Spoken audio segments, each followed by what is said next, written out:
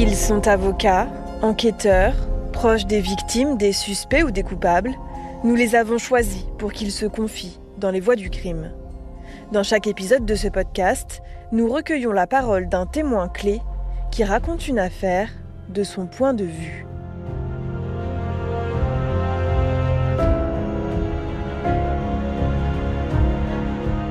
Je suis Marie Zafimei, journaliste à RTL, et dans cet épisode, j'ai choisi de vous raconter l'histoire d'un repenti.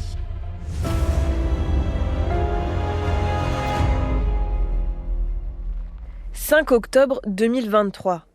Panique devant la cour d'assises de Paris. En plein procès de l'évasion du braqueur Redouane Faïd de la prison de Réau, le visage d'un accusé qui devait rester anonyme apparaît sur plusieurs écrans de la salle. Jusqu'ici, il était caché par un paravent. Cet homme, derrière le paravent, c'est le surnom qui lui sera donné dans la presse, comparé pour une affaire connexe à l'évasion de Réau. Il est accusé d'avoir participé à un projet d'évasion du braqueur, un plan jamais mis à exécution. S'il est anonyme, c'est qu'il a décidé de collaborer avec les enquêteurs et la justice. Il est protégé. Tout a commencé pour lui lorsqu'il a rencontré une figure du grand banditisme corse en 2017. Cet homme comparaît en même temps que lui à Paris. Tous deux se sont liés d'amitié. À ses côtés, l'homme derrière le paravent a été témoin d'infractions, parfois même y a participé. Il finit par être arrêté pour une affaire d'association de malfaiteurs et d'extorsion de fonds. Et en garde à vue, il décide de raconter tout ce qu'il sait. Ce qu'il sait notamment sur un double assassinat qu'on appelle le double assassinat de Porretta. Puis, il parlera de ce qu'il sait sur les projets d'évasion de Redouane Faïd. L'homme derrière le paravent est ce qu'on appelle en langage courant un repenti. Mais la réalité légale est bien plus compliquée. Et elle est encore amenée à changer avec l'adoption récente de la loi de lutte contre le narcotrafic. Comment vivent ceux qui ont décidé de laisser leur vie de malfaiteurs derrière eux, de témoigner au péril de leur vie? Comment sont-ils protégés?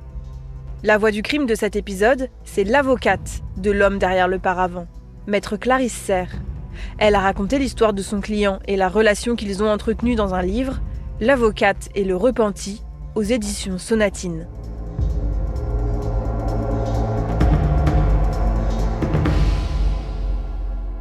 Bonjour maître Clarisse Serre. Bonjour. Alors tout commence pour vous en mars 2018, lorsque vous recevez un appel. À l'autre bout du fil, c'est un homme qui vous demande de le représenter, donc finalement rien d'extraordinaire pour votre quotidien d'avocate. Mais cet homme, il va vouloir vous rencontrer dans des conditions assez étranges. Où est-ce qu'il vous donne rendez-vous et dans quelles conditions ? Alors Marie, c'est même plus compliqué que ça, parce que la première fois où il appelle, je ne suis pas à mon cabinet. Comme tout client qui appelle à un cabinet d'avocat, il laisse un message en disant de demander de le rappeler ce que je fais. Et là, il me dit, je voudrais vous rencontrer. Et donc, je lui dis, monsieur, puisque vous m'appelez, vous n'avez qu'à venir à mon cabinet. Et là, il me répond, je ne peux pas venir à votre cabinet. Mais il me dit, écoutez, voilà, si vous acceptez, je peux pas vous en dire plus, mais on vous contactera et on vous dira comment faire. Enfin, tout ça est assez énigmatique, mais donc je me dis, c'est quand même, j'avais déjà beaucoup d'expérience en tant qu'avocat, donc je me dis, c'est pas tout à fait normal, même pas du tout normal. Et puis je raccroche et je vais rappeler un numéro et là on va me dire, voilà, vous êtes bien donc maître Serre. Je dis oui et on me dit, vous voulez bien rencontrer monsieur Untel. Je dis ok et on me dit, voilà, on va vous donner un rendez-vous tel jour telle heure parce qu'il ne peut pas venir à votre cabinet et on viendra vous chercher à la sortie d'une bouche de métro parisienne. Je me dis, ah bon, tout ça sort totalement de l'ordinaire. Et c'est là où, même avec du recul en 2026, je ne pourrais toujours pas vous répondre peut-être à cette question, pourquoi j'ai accepté. Mais j'accepte et donc je pars à un rendez-vous en sachant simplement qu'à la sortie du métro, quelqu'un me reconnaîtra et m'amènera voir la personne qui souhaite me rencontrer. Et une fois que vous sortez de cette bouche de métro, donc on vient vous chercher. Vous savez pas encore, mais c'est en fait un policier qui va venir vous chercher. Quel sentiment vous avez à ce moment-là de sortir de la bouche de métro, de pas savoir où vous allez aller ? Totalement surprise et même je suis quand même assez psychorigide. Je me demande même pourquoi j'ai accepté ce rendez-vous. Alors à l'époque j'étais conseillère sur des séries Canal+. J'avais terminé Engrenage et j'étais sur une nouvelle série 66.5. Alors je sais pas si j'ai été à ce moment-là conditionnée par rapport à mon appétence de curiosité. C'est vrai que j'y suis allée, je ne sais pas qui c'est, je comprends quand même très vite que c'est un policier, mais pour répondre à votre question, quand j'accepte, je sais que le rendez-vous a lieu à Paris, en pleine journée. Je me dis, il peut rien m'arriver, mais j'ai quand même une espèce de petite musique interne qui fait que je préviens personne en disant je vais à un rendez-vous. Mais je pars avec mon téléphone portable. Je sais quand même qu'avec téléphone, on peut avoir beaucoup de traces.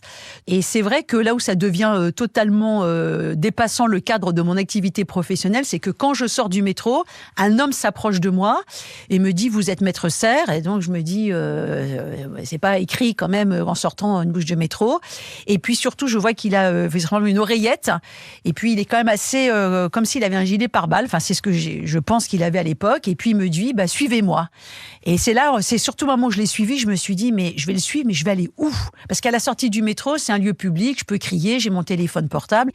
Et je me dis, mais si jamais je me retrouve dans un endroit qui n'était pas du tout celui que je pouvais imaginer, qu'est-ce qui va se passer ? Et donc, vous allez vous retrouver dans un espace de coworking et vous allez voir votre client, donc on garde son anonymat, pour la première fois. Quelle impression il vous fait quand vous le voyez ? D'abord, je sais pas qui c'est. Parce que quand j'arrive dans ce fameux coworking, là, on prend un ascenseur et on me dit, voilà, il y a une pièce. Donc, la personne qui m'escorte s'arrête dans la pièce. J'ouvre la porte et là, il y a plusieurs hommes à l'intérieur. Et les hommes qui sont à l'intérieur, je ne peux à ce moment-là pas distinguer qui est qui, puisque, en gros, en fait, personne se présente. Celui qui va devenir mon client finit par me tendre la main et donc me dit voilà je suis monsieur. Les autres qui sont là nous disent on va vous laisser vous entretenir et on va attendre à l'extérieur et quand vous aurez fini vous nous préviendrez. Donc lui se présente et l'impression que j'ai c'est qu'il est ça je m'en rappelle très très bien parce qu'il est en veste de costume, il a une chemise bleu ciel, enfin il est un peu monsieur tout le monde, c'est pas il y a pas écrit criminel recherché, wanted, etc. Il est un peu monsieur tout le monde et je ne sais vraiment pas du tout ni qui il est, ni pour quelle affaire. Donc c'est pas comme dans certains dossiers où vous êtes contacté et on a pu voir dans la presse des dossiers, on sait qui c'est. Là, je sais absolument pas ni qui il est, ni pourquoi il veut me voir, ni de quoi il s'agit.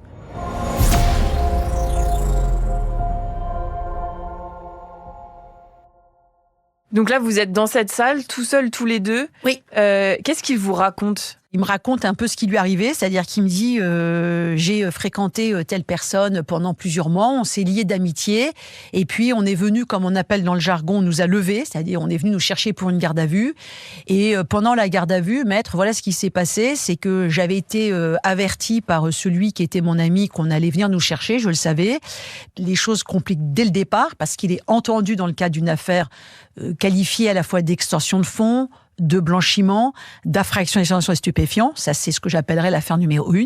Et pendant cette garde à vue-là, c'est là qu'il va leur dire « j'ai des choses à vous dire ». Une autre affaire va s'ouvrir, ce qui est une affaire qui est le double assassinat, ce qu'on a appelé de Porretta. Et justement, dans cette affaire de double assassinat, il est ce qu'on appelle témoin protégé, parce qu'il a donné des informations aux enquêteurs et à la justice. Votre client est donc dans un programme spécial et il est protégé par les policiers du SIAT. Alors le SIAT, c'est le service interministériel d'assistance technique. En bref, ce sont les policiers qui sont chargés de la protection des témoins, comme c'est le cas pour votre client. Et c'est eux qui l'ont accompagné à ce fameux rendez-vous. Et en entrant dans le programme du SIAT, on va dire à votre client qu'il lui faut un avocat. Qu'est-ce qui l'a poussé à vous contacter ? On va lui suggérer le nom d'un avocat et lui va dire non, moi je veux choisir l'avocat que je veux. Et donc c'est comme ça que il me contacte parce qu'il recherche un avocat et quand il me demande à voir, c'est parce qu'il sait que la situation est, même s'il connaît pas encore les tenants aboutissants, mais il sait qu'elle est complexe. Et il me demande voilà ce que j'ai à vous dire quand cet entretien. Est-ce que vous voulez accepter de me défendre ? Donc, je pense que c'est plutôt un premier contact pour expliquer. Même pas le fond du dossier, mais me dire je suis dans une configuration très particulière. Est-ce que vous vous sentez prête, pas uniquement de le défendre, mais prête à l'assister dans une je sais pas si c'est une ou des procédures qui tout de suite sortent de l'ordinaire. Et vous, alors quand vous sortez de ce rendez-vous, quel sentiment vous avez ? Un sentiment, d'abord c'est un sentiment, vous imaginez la scène déjà, c'est un sentiment mélangé parce que après que je lui ai dit au revoir et puis il m'a dit je vais réfléchir, je me rends compte tout de suite que je pourrais jamais le recevoir à mon cabinet, ce qui ne m'était jamais arrivé.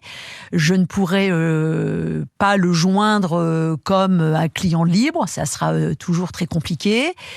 Donc à la fois, c'est un peu de l'excitation en me disant c'est une nouveauté. Donc je trouve que ce qui est formidable dans ce métier d'avocat pénaliste, c'est on se renouvelle en permanence, on rencontre des gens différents à chaque fois, ce qui fait qu'on ne s'ennuie jamais. D'un autre côté, je me dis, c'est un peu atypique, qu'est-ce qui va se passer ?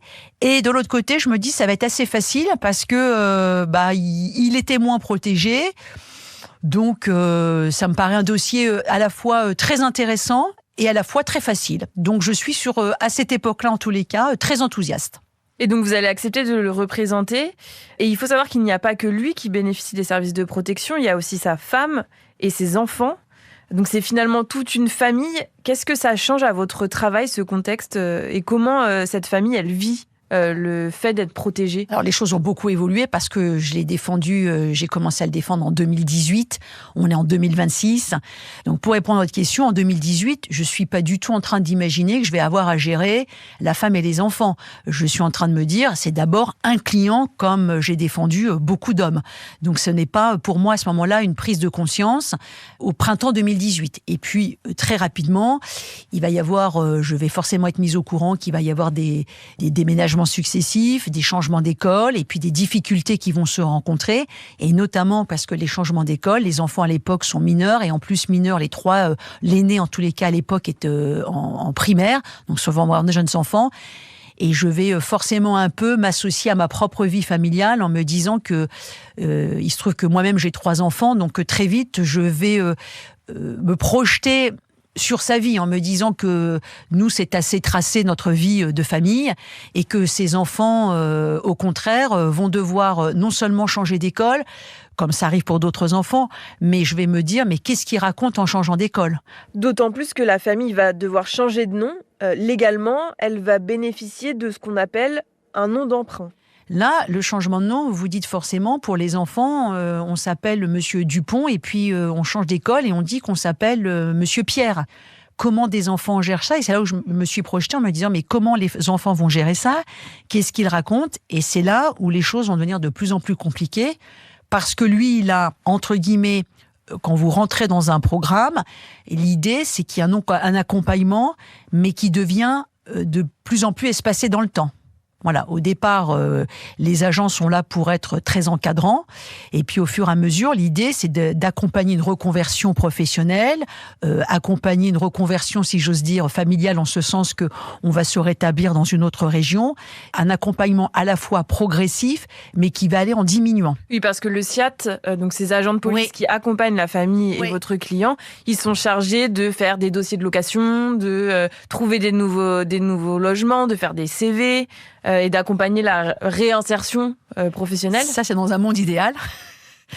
Oui, parce qu'en fait, quand moi j'ai accepté le dossier, j'avais un peu l'image d'Harrison Ford dans Witness en me disant le témoin protégé vit H24 avec une berline qui l'accompagne et puis je me voyais déjà avec 6 agents du FBI qui l'accompagnaient partout.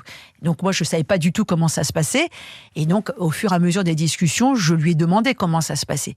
Et l'accompagnement de sécurité, par exemple, c'était uniquement avec quand on se rencontrait nous. Quand on avait des rencontres judiciaires où il était escorté. Mais en fait, dans la vie de tous les jours, il vit seul parce qu'avec le nom d'emprunt, ça redevient, entre guillemets, monsieur tout le monde. Donc on ne peut pas l'identifier, ce qui fait qu'il n'a pas d'escorte quand il va voir un médecin, quand il va acheter du pain, il est tout seul. Ça, c'est la première chose. La deuxième chose, quand vous dites, et c'est vrai que ça devrait être comme ça, ils sont censés créer, c'est le bureau des légendes. C'est-à-dire que on s'imagine qu'ils vont créer une fausse identité. Qui dit fausse identité, eh ben, il faut dire clairement les choses, des faux papiers. Créer un faux CV, créer un faux dossier pour avoir un contrat de location. Et moi, pour mon client, les choses ont commencé à dégénérer parce qu'il avait suivi une scolarité dans le cadre de la reconversion. Il y a eu une difficulté. Les gens ont commencé à se dire, mais qui est cet étudiant un peu particulier ? Quelqu'un était assez perspicace, a vu du CV téléphoner à quelqu'un et le CV, on s'est rendu compte que ça n'existait pas. Donc là, évidemment, branle-bas de combat. Donc déjà, il y avait visiblement une difficulté dans la gestion du faux CV. Il y avait des difficultés dans la gestion du contrat de location. Donc en fait, les difficultés n'ont fait que s'empiler. Ce qui m'a au moins démontré une chose, c'est que n'est pas le bureau des légendes qui veut. Et à côté de ça, donc votre client va devoir faire face à toutes ces difficultés. Vous allez comprendre que le SIAT n'est pas très ravi que vous soyez l'avocate de votre client. Vous écrivez même dans votre livre que vous n'êtes pas la bienvenue. Pourquoi ? Ils me l'ont pas dit de face à face. La première fois, quand on s'est vu, il m'a dit voilà, le SIAT m'a conseillé un avocat, mais je veux pas le prendre l'avocat. Je pense avec du recul, même si l'avocat était compétent, c'était pas la question. Pour moi, la question avec du recul, c'est la question de l'indépendance. C'est-à-dire, il a dit non, moi je veux l'avocat que j'ai choisi. Ensuite, peut-être qu'il s'était renseigné, ils ont vu que j'étais pénaliste, que j'avais quand même pas mal d'expérience et qu'ils sont peut-être par anticipation dire que j'allais pas accepter, en tous les cas, être un béni oui-oui de ce qui allait se passer. Ce qui a été au départ, quand les choses sont compliquées, une difficulté. Et ensuite, je pense que ça a été une forme d'indépendance parce que justement, j'ai pu m'opposer au SIAT, que si j'avais été, entre guillemets, l'avocat recommandé par le SIAT, adoubé par le SIAT, eh bien à un moment, je pense qu'il y aurait eu un conflit d'intérêts entre le SIAT et celui qu'on défend.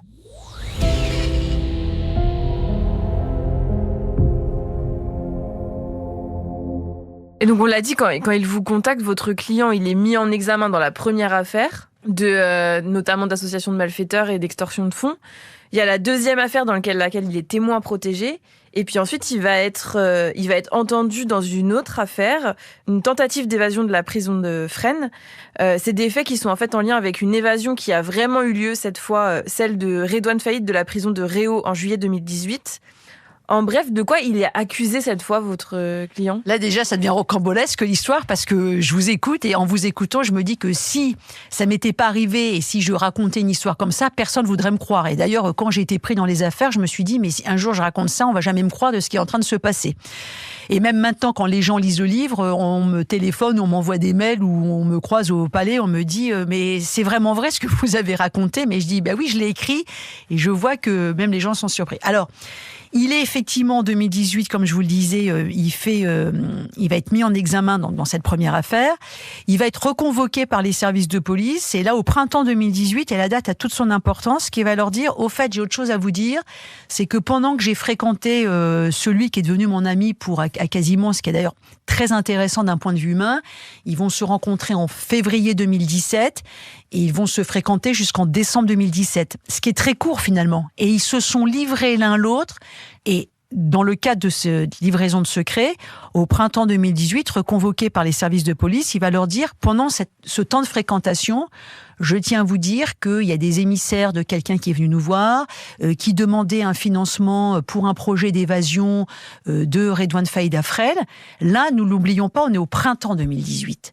Mais surtout, la date est importante parce que l'évasion de Réau n'a pas encore eu lieu. Donc maintenant, en refaisant l'histoire, on se dit que si on avait tenu compte de tout ce qu'il a dit à cette époque-là, peut-être qu'il n'y aurait pas eu l'évasion. On n'a jamais trop su ce qui s'est passé entre les services de police. On sait en tous les cas que l'administration pénitentiaire a eu vent qu'il pouvait se passer quelque chose à Fresnes, donc l'avait délogé pour partir à Réau.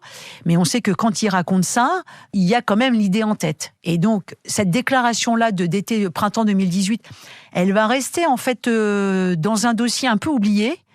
Et puis en 2021 de mémoire, là il y a un juge d'instruction qui va dire qui va avoir connaissance de cette déclaration et qui va dire mais en disant ça en fait vous étiez partie prenante pour organiser potentiellement une évasion de Fresnes. Et s'il n'avait pas été transféré à Réau, elle aurait pu avoir lieu. Et c'est comme ça qu'on va revenir le chercher pour une garde à vue, pour lui dire, certes, Fresnes n'a pas eu lieu, mais à partir du moment où vous avez eu le projet, et que ce projet, le renoncement a eu lieu, non pas grâce à vous, mais parce qu'il a été transféré, eh bien, forcément, on va s'intéresser à ce que vous allez pouvoir voir dire. Et donc là, de nouveau, mise en examen pour cette nouvelle affaire, l'affaire numéro 3. Et au final, dans cette troisième affaire, votre client va bénéficier d'un statut de repenti administratif. C'est un statut qui va lui être accordé par la CNPR. Alors c'est encore un autre acronyme, ça veut dire Commission nationale de protection et de réinsertion. En gros, on a déjà parlé du SIAT, eux c'est la partie opérationnelle, ce sont les policiers qui protègent votre client et en général les témoins protégés.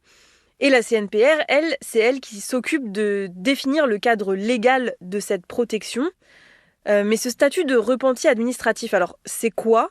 Parce que votre client, lui, est déjà témoin protégé. Il est témoin protégé, et là, en 2021, le juge d'instruction lui dit pour moi, vous êtes un repenti judiciaire. Sauf qu'à l'époque, la loi ne le permet pas. C'est-à-dire que le juge d'instruction peut avoir ce sentiment-là, mais le seul qui est capable de dire que vous êtes un repenti judiciaire, à l'époque, c'est d'attendre que vous comparaissiez devant un tribunal correctionnel ou devant une cour d'assises et qu'on dise, au vu de ce que vous avez dit, vous rentrez dans les clous et on vous considère comme repenti. Mais à l'époque, même si le juge le pensait, il peut le penser, mais il ne peut pas lui octroyer ce statut. Ce n'est pas de sa compétence. Sauf que là, le juge lui dit, puisque je suis là, lui dit, pour moi, vous êtes un repenti. Mais pour moi, il ne l'est pas judiciairement, tant que ça n'a pas été reconnu. Parallèlement à ça, le juge dit, maintenant, il faut accroître votre sécurité parce que vous avez déjà les autres affaires. Donc, je vais demander à la CNPR que vous soyez maintenant repenti administratif. Et dans les faits, ça ne changeait rien, puisqu'il y avait déjà une sécurité maximale. Ça ne changeait rien, sauf qu'on saisissait d'une nouvelle demande de la CNPR en disant vous êtes repenti administratif. Donc c'est ça qui est compliqué dans ce millefeuille, c'est qu'il y a le témoin protégé, il y a le repenti administratif, il y a le repenti judiciaire, et lui, il a eu un peu toutes les casquettes. Plus, en même temps, la vie continue, c'est-à-dire l'impact que ça avait pour lui, puisque, comme il me le dit, il me l'a toujours expliqué, quand je vous vois, Maître Serres, c'est mon ancienne vie, mais moi, j'ai une nouvelle vie à construire. Et il vivait aussi dans le mensonge, puisqu'il avait encore une ancienne vie qui existait, dans laquelle il fallait faire table rase. Et donc, pendant 2 ans au total, votre client va être protégé. Et puis, coup de théâtre, vous allez apprendre dans la presse, dans une interview du président de la CNPR, donc la commission qui encadre le statut de témoin protégé et de repenti notamment, vous allez apprendre que votre client est exclu du programme de protection. Comment vous réagissez en lisant cet article ? Qu'est-ce qu'il dit exactement ? J'étais totalement incrédule, les bras m'en sont tombés. Je vous raconte la scène, je me revois à mon cabinet à Bobigny. Je reçois un coup de téléphone d'un journaliste qui suivait beaucoup ces dossiers-là et qui m'appelle et qui me dit on voudra avoir votre réaction, Maître Serres, puisque il y a 2 articles de journaux qui viennent tomber. Le président de la CNPR vient d'accorder une interview et votre client est exclu du programme. Je lui dis, non, mais vous devez faire erreur, puisque d'abord, je n'ai rien à vous dire, mais spontanément, je dis, moi, je n'ai reçu aucune décision. Je n'y crois absolument pas. Et vous avez jamais su pourquoi il a été exclu ? La décision a été prise sans jamais qu'il soit convoqué, jamais pouvoir se défendre, et jamais qu'on puisse répondre. Puisque quelques jours après la parution, il y a eu deux journaux qui vont en faire état, on reçoit une notification en disant « vous êtes exclu du programme ». Et là, je peux vous dire que les choses ont totalement changé dans mon esprit, parce que là, jusqu'à présent, j'étais un peu en me disant ce dossier 2018 qui devait bien se passer, ça devenait de plus en plus lourd à gérer. Et là, je me suis vraiment inquiétée en me disant qu'est-ce qui va devenir ? Et pourtant, c'est bien la réalité, votre client était exclu du programme de protection, et vous n'avez jamais su pourquoi ? Jamais. Oui, il a eu un comportement qui met en danger nos agents. Mais moi, j'ai tout de suite répondu en disant comment c'est possible, puisqu'il ne vit pas avec eux. Il les voit tout à fait ponctuellement, et quand il les voit, ils sont anonymisés, c'est-à-dire qu'ils ne donnent jamais leur identité. Moi, j'en ai rencontré, ils ne m'ont jamais donné leur identité. Et quand ils se présentaient à lui, ils prenaient des noms d'emprunt, donc ils ne peuvent pas être identifiés. Et donc on a dit, ça ne peut pas être la sécurité. Ils n'ont jamais d'ailleurs donné un élément pour dire, voilà. Après, ils ont dit, il a un comportement qui ne va pas, dont acte. Mais en termes de proportionnalité, qu'est-ce qu'il fait ? On ne l'a jamais su. Et pour en finir là-dessus, comme j'ai mené un combat, puisqu'après l'avoir exclu du programme, la seule chose qui nous restait, c'était ce fameux nom d'emprunt. Et l'étape supplémentaire, et c'est là, ça a été le coup de téléphone, ça a été le dernier contact que j'ai eu avec le seul nom que je connaissais, qui était le représentant de SIAD, c'était le seul dont je connaissais l'identité, qui m'a appelé, assez enjoué au téléphone, en me disant, bon bah voilà, Maître Serres, je vous préviens, vous savez, votre client a été exclu, et maintenant, je vous préviens, maintenant on attaque une procédure pour lui retirer son nom d'emprunt. Et je lui dis, mais vous en faites un homme mort ? Il m'a dit, j'en ai rien à foutre, c'est pas mon problème, il n'avait qu'à pas fréquenter celui qu'il a fréquenté. Et je lui dis, s'il ne l'avait pas fréquenté, il n'aurait pas pu dire tout ça. Donc il y avait un décalage total entre la police, les membres de la police qui composent le SIAT, et la sphère judiciaire. C'est-à-dire qu'ils ne comprenaient pas que pour dire des choses, il faut ça forcément être dans le milieu. Et si on est dans le milieu et qu'on a repenti, c'est qu'on a soi-même des choses à se reprocher. Et donc là va commencer une bataille judiciaire pour garder le nom d'emprunt de votre client et de sa famille. Et vous allez gagner. mais la CNPR va faire appel de la décision. Et à la cour d'appel, le président, puisqu'on a été de nouveau convoqué, a posé la même question que vous posez. Et là, au président de la CNPR, de lui dire, mais qu'est-ce qu'il a fait pour qu'il y ait un tel déchaînement ? Et le président a répondu au président de la cour d'appel de Paris, secret défense. Ce qui fait qu'au jour d'aujourd'hui, je suis incapable de vous dire les motifs qui ont poussé à cette décision. Ce que je peux vous dire également, c'est qu'on n'a pas non plus d'écrit. Puis, ils ont formé un pourvoi en cassation.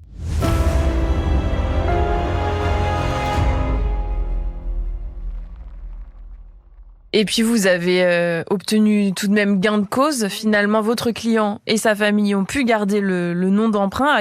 À ce moment-là, quand vous avez gain de cause, que vous savez que cette famille va pouvoir vivre sous ce nom d'emprunt, quel sentiment vous avez ? Et d'ailleurs, vous avez rencontré aussi pendant cette procédure la femme et les enfants de votre client. Alors la femme, j'avais déjà rencontré à plusieurs reprises, les enfants jamais. Je tenais pas particulièrement à rencontrer les enfants parce que même pour des clients, entre guillemets, des cas plus classiques, je suis toujours gênée quand des gens amènent des enfants au cabinet d'avocat. Je trouve que parfois il y a des problèmes de garde, on comprend, mais si on peut mettre de la distance, même pour les enfants, de ne pas le mettre dans ces milieux-là, c'est toujours quand même préférable. Ce qui fait que pour eux, je voulais pas forcément, puis j'étais associée quand même à un changement de vie, enfin je sais pas comment des jeunes enfants peuvent savoir ce que c'est vraiment une avocate. Quand j'ai obtenu la décision, c'était évidemment une très grande victoire, parce que j'avais l'impression que c'était un peu le pot de fleurs contre le pot de terre. C'est-à-dire que moi, je suis une petite avocate du barreau de la Seine-Saint-Denis, confrontée au SIAT, à la CNPR. Enfin, je ne sais pas si vous voyez, c'est un peu quand même... Il y a vraiment deux poids, deux mesures. J'étais certaine de mon fait, mais je me disais, comme rien ne va dans ce dossier, ça risque de mal terminer. Et puis quand j'ai vu les enfants, parce qu'il a absolument voulu que je rencontre ses enfants, et il a dit aux enfants, et ça m'a beaucoup ému, c'est à Maître Serre à qui on doit tout. Bon. Les enfants, je suis pas sûre qu'ils aient mesuré tout ce qui se passait. Mais de garder le nom, c'était le dernier rempart, c'était le seul bouclier pour assurer que au moins les enfants, parce qu'on le verra par la suite quand vous avez une audience qui a lieu, là on sait qu'il y a son vrai nom qui sortait. Et donc on sait ce que tout le monde fait, on googlise les gens. Au moins en googlisant son nom, on pouvait pas retomber sur ses enfants, on pouvait pas retomber sur sa femme. Et lui, on pouvait éventuellement retomber, mais en tous les cas, on pouvait pas faire le lien avec sa nouvelle identité. Donc ça a été un très grand soulagement. Et de voir les enfants, ça a été aussi totalement... ça restera un souvenir extrêmement émouvant. On a parlé de ce combat pour garder le nom d'emprunt, mais il y a aussi eu les procès, parce que votre client a été mis en examen tout de même dans certaines affaires. Dans la première, on l'a dit, c'est une affaire d'extorsion de fonds, d'association de malfaiteurs. Il a été condamné à 8 mois de prison avec sursis. Mais le procès le plus important, c'est celui qui va se tenir à l'automne 2023. C'est le procès du braqueur Redouane Faïd et de ses complices qui va se dérouler à Paris. Donc lui, Redouane Faïd, il est accusé de s'être évadé de la prison de Réau 5 ans auparavant. Mais lui, votre client, il est jugé pour avoir participé à un projet d'évasion de Faïd 1 an avant, pendant qu'il était à la prison de Fresnes. Les deux dossiers sont liés devant la cour d'assises de Paris et dans votre livre, vous écrivez « J'ai détesté ce procès. Pourquoi ?» On aurait pu, nous, être jugés avec 4 autres du dossier en correctionnel, puisqu'on venait que sur ce qu'on appelle un délit connexe. Il y a un choix qui a été fait de dire non, il faut qu'ils soient condamnés aux assises, ce qui a créé quand même une très vive émotion et une très grosse tension aux assises, en disant, vous comprenez, c'est pour mettre en évidence que Redouane Faïd avait déjà le projet de s'évader quand il était à Fresnes. Mais pour moi, on aurait pu tout à fait scinder les deux, ça n'a pas été fait. La conséquence, c'est que le procès, du coup, ça a allongé les débats. C'est-à-dire que c'est un procès qui a duré de mémoire 6 ou 7 semaines. Parallèlement à ça, moi, j'étais dans une autre affaire d'assises et donc j'avais dit que j'étais totalement indisponible la plupart du temps du mois de septembre, mais j'avais en plus 2 autres affaires, donc même avec mes collaborateurs, on ne pouvait pas tout gérer. Et pour s'adapter, on m'a dit, dans l'affaire de l'évasion de Réau, la partie délictuelle, on la fera en dernière partie, c'est-à-dire au mois d'octobre.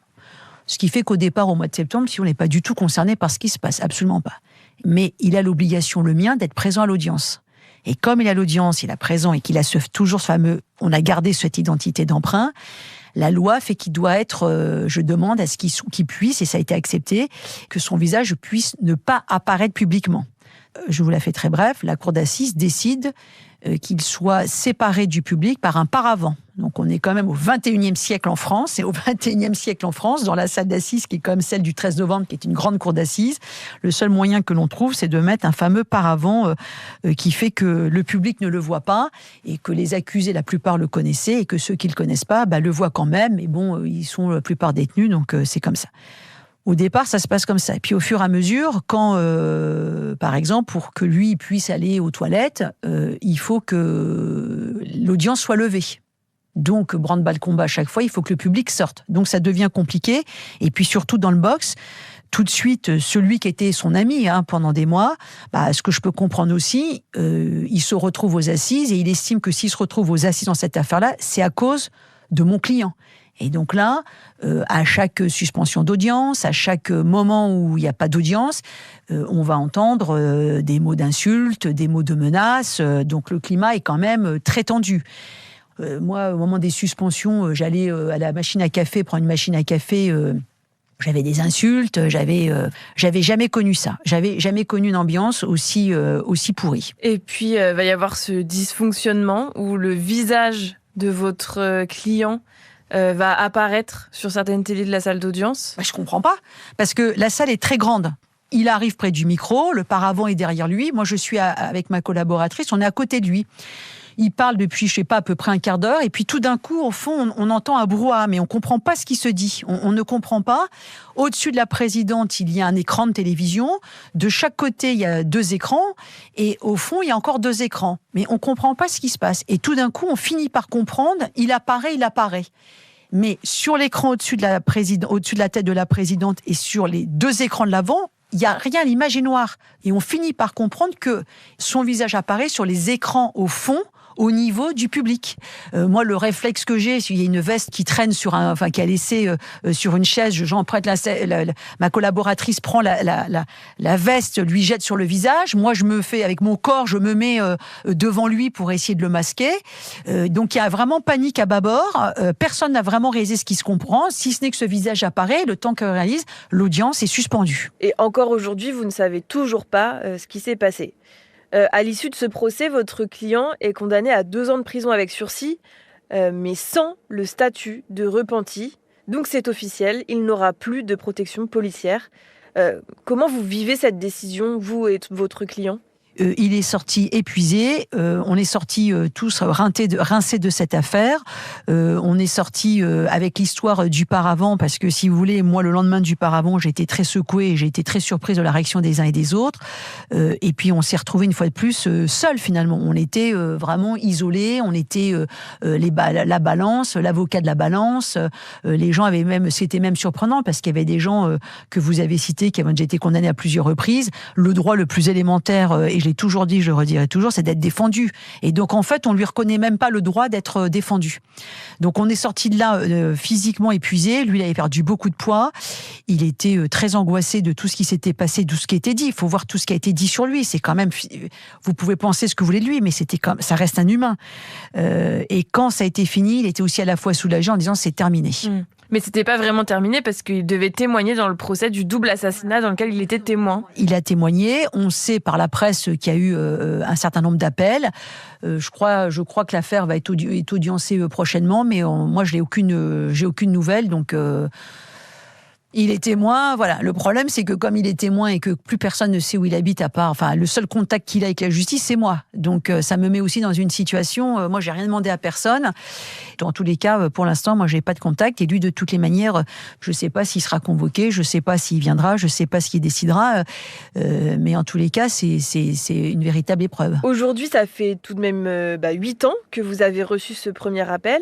Avec le recul, qu'est-ce qu'elle vous a appris, cette affaire de repenti ? Elle m'a appris beaucoup sur la justice, et elle m'a appris beaucoup la relation de confiance avec un client, et elle m'a appris aussi beaucoup sur moi. Oui, c'est 3 thèmes différents. La justice, j'ai été assez désarçonnée, et j'ai été assez déçue. Et puis, double point de vue humain, parce que je sais pas si j'aurais été capable de gérer ce dossier si j'avais eu 25 ans de moins. Je sais pas, parce qu'il faut bien que vous compreniez les choses, c'est compliqué à expliquer, mais pendant de 2018 jusqu'à quasiment 2021, personne ne savait ce que je vivais était hors norme. C'est-à-dire que quand tout allait bien, mais quand les choses ont commencé à dégénérer, j'avais peut-être à tort pris tout sur moi en me disant je suis entre guillemets le seul rempart. C'est-à-dire que si maintenant on lui retire son nom d'emprunt, j'aurais perdu sur toute la ligne, j'aurais servi à rien. Ça, dans la carrière d'avocat, on apprend à le gérer. Mais surtout, et c'est là où ça avait pris tout son sens pour moi, sa femme et ses 3 enfants. Et je me dis, ces 3 enfants, ils n'ont rien demandé à personne. Ces 3 enfants, ils ont eu un père qui a fait un choix, qui lui-même essaye d'assumer. Mais je me dis, pour ces 3 enfants, commencer dans la vie comme ça, donc ça a été quand même j'ai eu des moments vraiment de grande inquiétude, de remise en cause personnelle. Après, ça a été aussi, c'est quelqu'un se repentit de très compliqué. On a une relation, on s'est beaucoup engueulé. Il m'a, jusqu'à preuve du contraire, toujours fait confiance.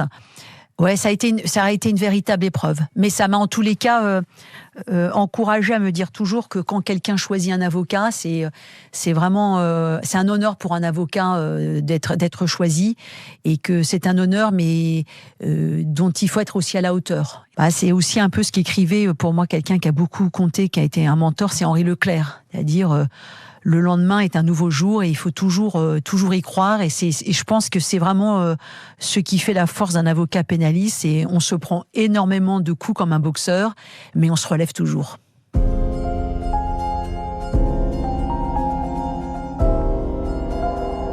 Vous venez d'écouter Les Voix du crime avec Maître Clarisse Serre.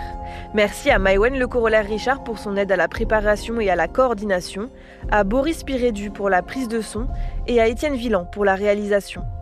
Vous pouvez retrouver cet épisode et tous les précédents sur l'application RTL, RTL.fr et toutes nos plateformes partenaires. À très bientôt.